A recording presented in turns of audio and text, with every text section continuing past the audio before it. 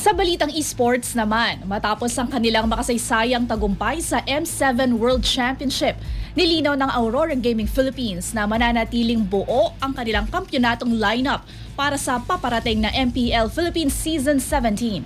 Ang ibang detalye alamin sa pag-abante ni Carlo Villaseñor.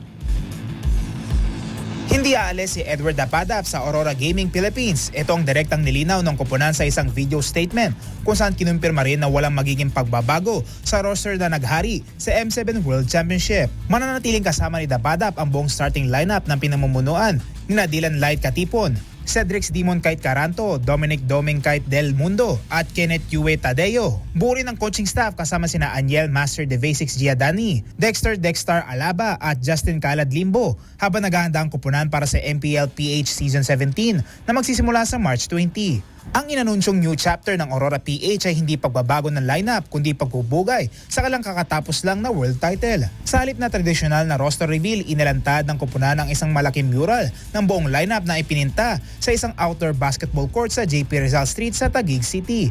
Ang sa kupunan, mananatili ang mural sa lugar at hindi lamang ito isang one-time display kundi isang paalala ng kanilang tagumpay. Para sa mga street ballers sa Makati-Taguig boundary, ang court ay nagsilbi na ngayon bilang buhay ng simbolo ng tagumpay ng Aurora PH, isang kampyonato na kamit sa kabila ng mga duda at kritisismo.